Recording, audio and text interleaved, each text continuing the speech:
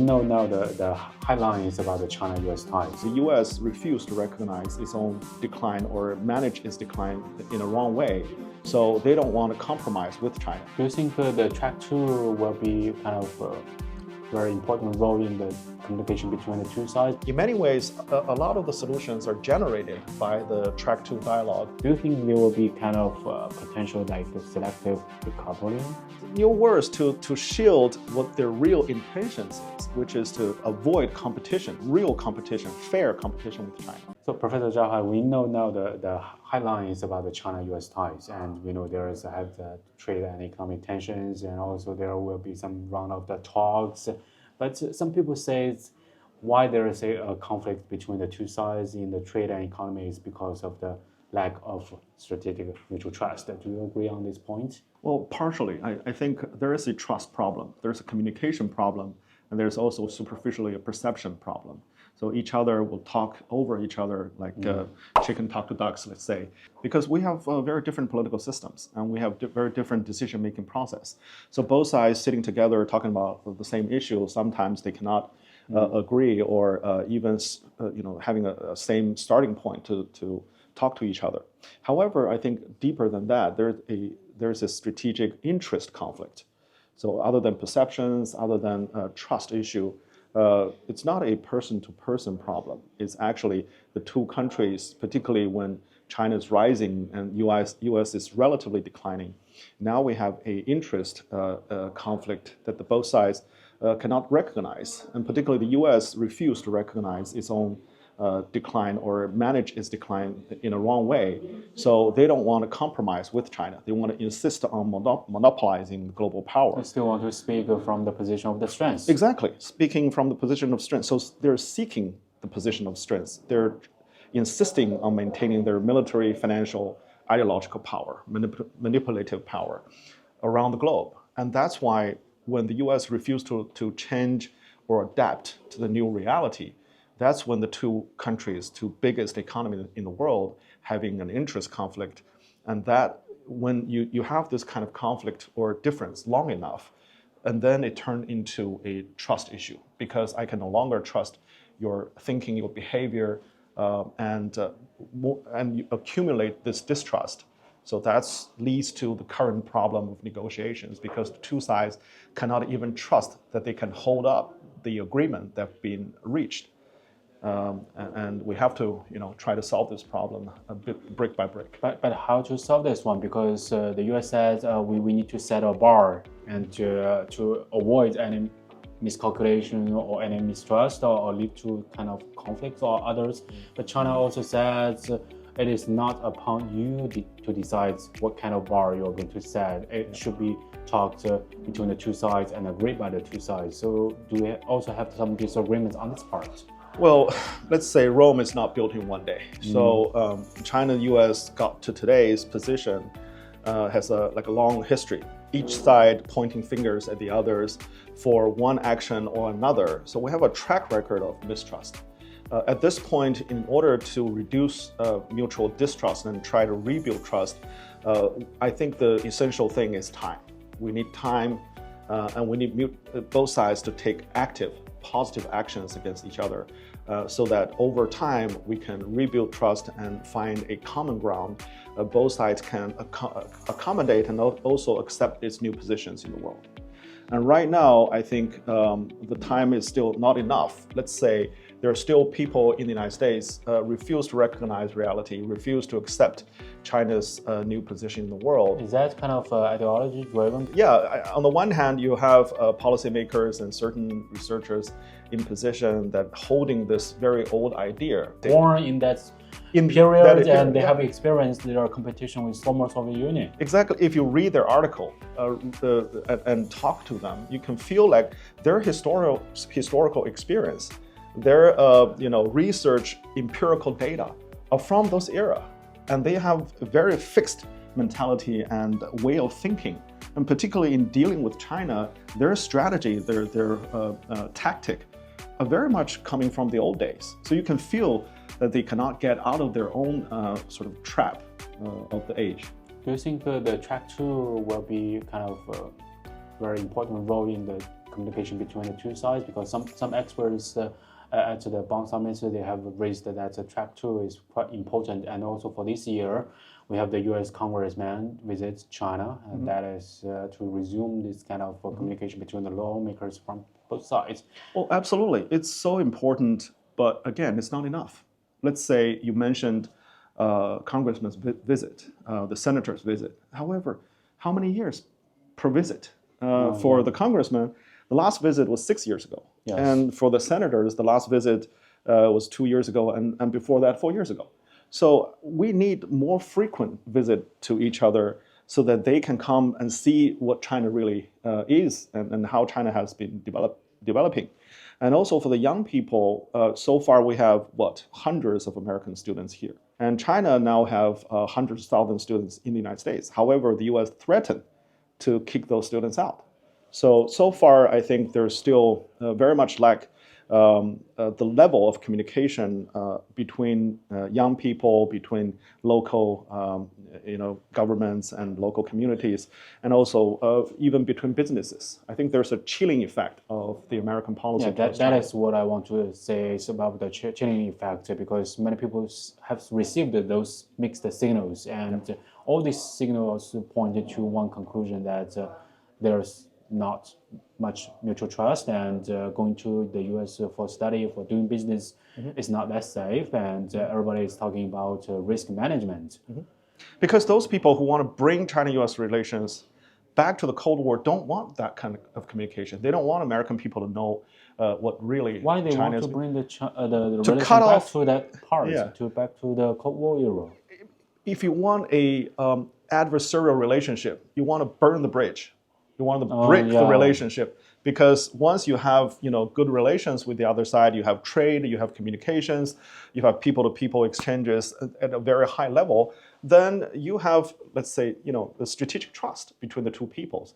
So if the government want to intervene, it's very hard to break that trust. And now, because of the pandemic, because of the first Trump administration, and now because their continuation of this neo-McCarthyism-like American policy towards China, they reduced or threatened to harm the bilateral relationship down to the people-to-people level.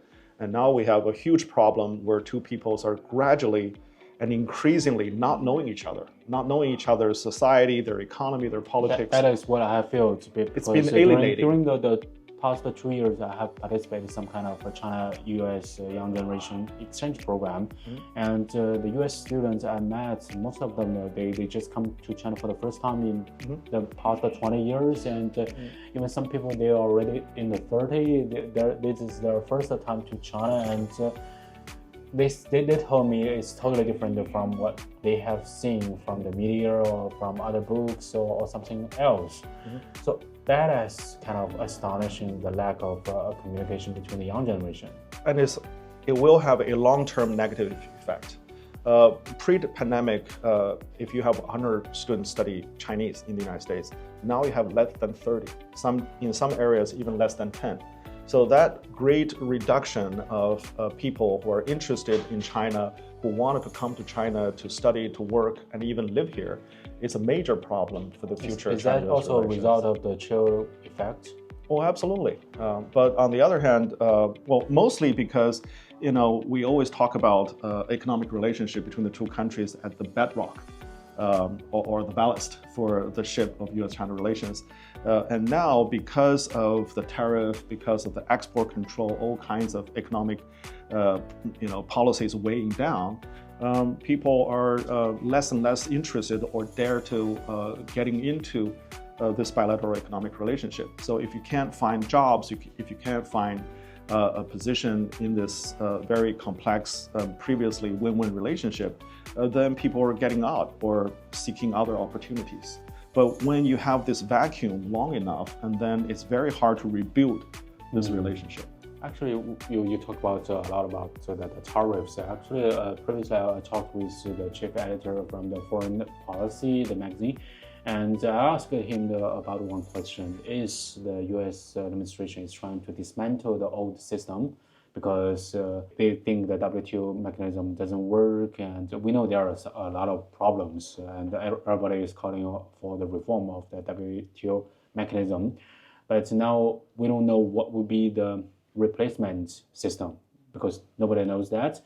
But with this kind of a transition, Arab people just worry about the future system of the international order, and that has brought a lot of uncertainties. Do you think now for this administration in the U.S. they would like to have more bilateral way instead of the multilateral way, and that has pushed other countries to seek more about regional integration and regional blocks instead of the globalization? Yeah. Well, from Trump 1.0 to 2.0, there are two words stands out on trade and foreign policy. Number one is America first, or MAGA. Right? Yeah, so MAGA movement is quite trending now. Yeah, translating that into the American behavior is unilateralism. So they want to put America's interest first. They want to, act by themselves, like alone. They don't want to have even more than bilateral, multilateral, or trilateral, whatever ways to solve the problem, because they think that's too much trouble to talk to many people. They wanted to apply their strengths to the other single party because they can put the weight and extort the other party for more concessions, right? And the second word, of course, other than this MAGA, is result-oriented, because Trump has this winner philosophy. He wants to win every day. He wants to have some the art of the deal. He wanted to show the deal almost every day, to occupy the headline, to continue to show off his political achievement. So he has to put something on the table to speak to his supporters. To make the signature. I win this, right? Yeah. So that's why with the result-oriented, you can't go through a multilateral system that will delay, that will, no one could declare victory at the end of the agreement. Okay, so that takes too long. Logic behind. Yeah. So with that political logic in this economic activity, you can see Trump is playing tariff card almost every day, back and forth, up and down. There's no consistency. There's no certainty, and that's why in today's post-globalization, let's say, era, you have this American factor wandering around, wreaking havoc on the WTO rules and dismantling the very system that America established after World War II. Yeah, so some people just say that the Trump 1.0, that is about China versus U.S. because of the tariff, and now come to Trump 2.0, it's more like Trump versus the rest of the world. So that has become a common understanding. Even for example, the Switzerland, they were also tariffed by over 100%, so something very astonishing part for some parts, and so that has shocked a lot of the U.S. allies. That has dismantled this kind of mechanism. So now we have seen a lot of the unilateral way, and we have seen this kind of tariff war. And what would be the ultimate goal? Is to try to set up another system or something? I don't think they have a clear idea of what kind of system they will establish. The goal is to continue to push forward with the MAGA agenda so that they can maintain power. So again, this is very much a domestic political driven trade agenda. And there's no clear goal of making this global trading system fair. And also, this is only for the beneficiary of the US citizens, not even immigrants.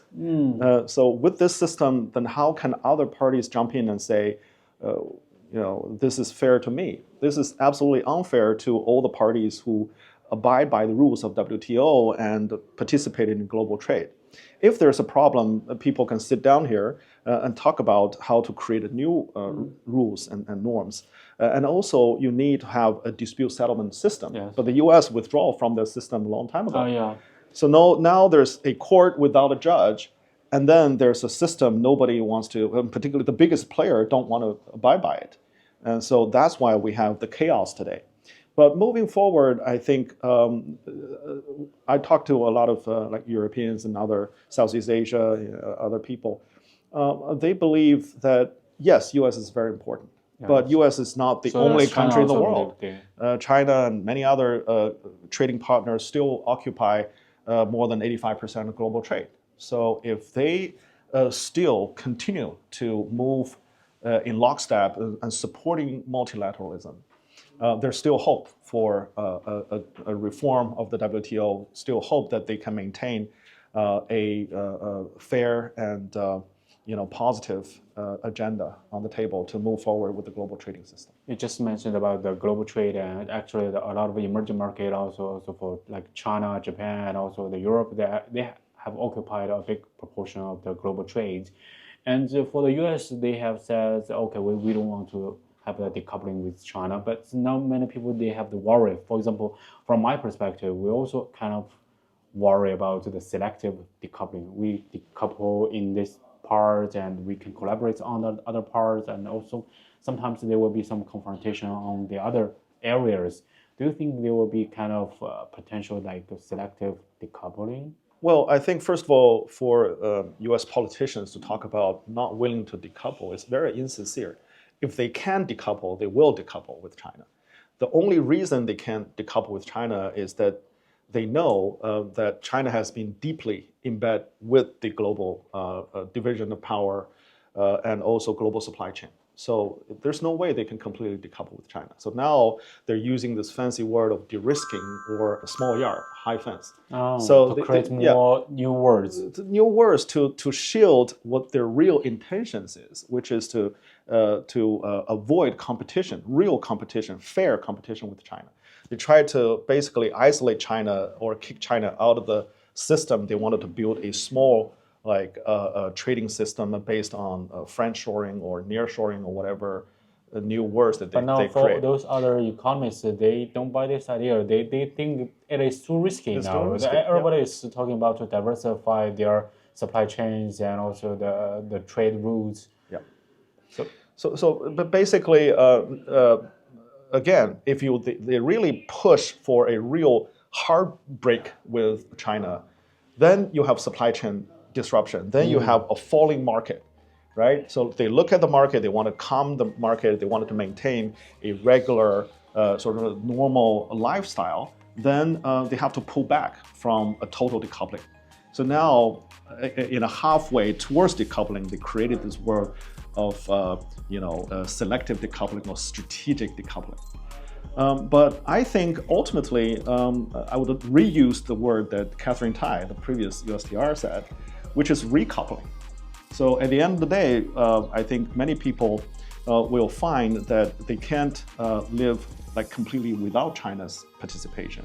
So they need to find a way to recouple with China. But that recoupling needs some sort of adaptation. They need to make sure that they will have their security concerns addressed. They also need to make sure that in this competition, they need to protect some of their own workers, their own employment problems. So I think China in that fashion can talk to those people, try to figure out how to address properly the security concern and how to work together to deal with the challenge of AI and also a very quickly advancing productivity around the world with the technology development. So these matters, again, is global challenge. We need to come together to solve instead of facing each other as sort of enemies. So actually, now for the US side, some people said there is they have the clear goal, but you just said they don't have a very constant stance on this part. But there are also a so-called Mar-a-Lago Accords written by the Stephen Miller previously, and previously nobody take this very seriously. But after this inauguration and also the Stephen Miller came into the office, and all of a sudden people realize their steps are written on that paper, but some people also give the questions, and it's too idealist. Do you think this is their ultimate goal, like to reconstruct the US and to enhance its strengths, and by rebuilding this kind of trading system with other economies? Well, I would say that Mar-a-Lago plan is just one plan out of many others. So if you go through MAGA's literature, there are many other different plans trying to figure out what to do. Like I said previously, there's no like one single idea that can unite and can stand out as the only solution for everybody. And Trump is grabbing tariff as the only solution to almost every problem. So Miran, of course, have his own idea of addressing this very dilemma of U.S. on the one hand as a importing country having huge deficit, on the other hand, to maintain or providing global public goods and also maintain the value of dollar. So to address this problem, his idea is that, okay, now every U.S. partner needs to contribute. Yeah. It's just like so you need to increase. If you want to join the club, budget. pay the fee. There's no free lunch. So his idea is basically asking everybody to contribute to the United States so that the U.S. can maintain its hegemony around the globe. However, you can imagine people don't want the U.S. to maintain monopoly around the world, and even though people wanted to maintain the stability of the system, and nobody thinks that paying the U.S. Unilaterally from one side only is a fair trade rules. So I think his plan will not work ultimately. So Professor Zhao, when you were preparing the academic trip to the US, many people have asked you about how does China view its relations with Russia, and in the US and also in some European countries, they believe there is kind of so-called the alliance between China and Russia, and also there is a kind of alliance it's forming from Beijing to Pyongyang to Tehran and to Moscow, and you have refuted this kind of idea. But it seems that the Western society, especially for the think tanks, they don't buy this kind of idea. Yeah. They still have this kind of idea that China and Russia, they are standing everything on together, and China should be blamed for the conflicts between Russia and Ukraine. So how do you see this kind of mentality? Any breakthroughs we can talk on this part? Well, as long as the Ukraine conflict continues, it's very hard to change the minds of the strategic circle in the United States and in particular in Europe. I think right now, because of this conflict has such an impact on European economy, politics, and safety, it's very hard for them to have a fair view of the world. So, for instance, now, even though China only has a regular, normal economic relationship with Russia, they still think this is abnormal because they think every country in the world should follow the Europeans and cut off its economic relationship. They also pressure with Russia. that to India. They pressure India. They pressure all the other countries to still maintain a fair trade relationship with Russia. But the global South does not see that this way, right? They wanted to. They have needs for food, for energy. They wanted to maintain just normal trade relationship with Russia, but at the same time, pushing and pursuing peace in Ukraine. So that's the problem for China, because China maintained a balanced role and trying to promote peace in the region. But at the same time, because we share a long border, because we have a very complex history with Russia, we wanted to maintain good relations, strategic partnership with Russia, at the same time, a normal trading relationship with Russia. So any accusation from the West that China is providing weapons or some sort of materials that supports Russia's war effort is very problematic because they have no evidence. There's no truth to that telling. And at the end of the day, they're just very angry that China continued to maintain this kind of relationship. But then they're caught in between of whether to directly punish or sanction China for that relationship, or for like the U.S. policy suggested, they want to put secondary sanctions or raising tariffs. Now they raise tariff against India. They want to put secondary sanctions, and Europe, in certain ways, directly sanction Chinese individuals or entities, right? So they're also pushing pressure to Japan to cut their oil purchase from Russia. From Russia, yeah. So this all means that on the battlefield, they cannot overwhelm Russia. They're actually strategically in a worsened or a bad situation. And now Russia has the initiative, like President Putin said in a phone call with President Trump. And that's sort of causing the Europeans try to find other ways to continue to pressure Russia and try to force Russia to make concessions on the negotiation table. So I think in many ways that we're going to continue to see this play out in the next year. Hopefully, the two sides will come back to the negotiation table as soon as possible.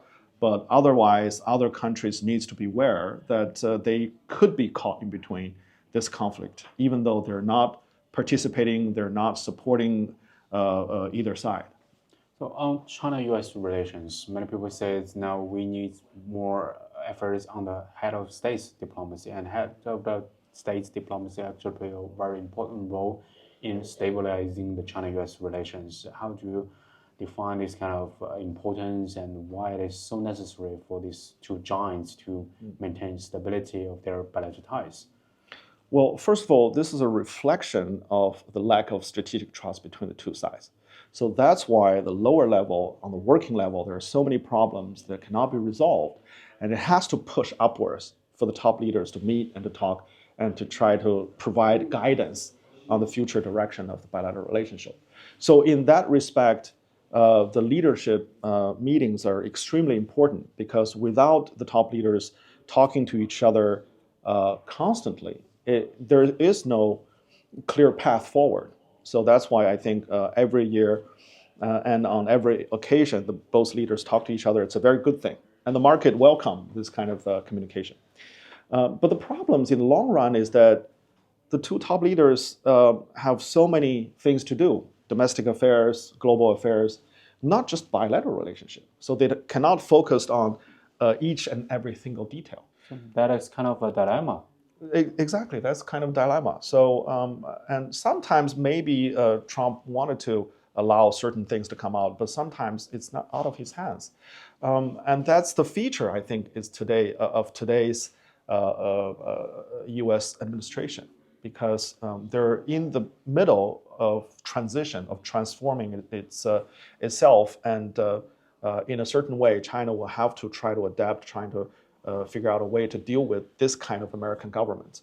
But in the short run, unfortunately, we have to rely on top leadership talking to each other and providing guidance for the future. And so they can provide the guidance, and then for the working level and for the other, like the central government to federal government and also the provincial level, and also about the track 2. So track 2 now is quite important because they can provide kind of advice and suggestions. They can enhance kind of mutual understanding, and especially for the frequent visits, because for the track 1, maybe sometimes it's not that easy to have a more frequent visits right now, but at least the track 2 can make some kind of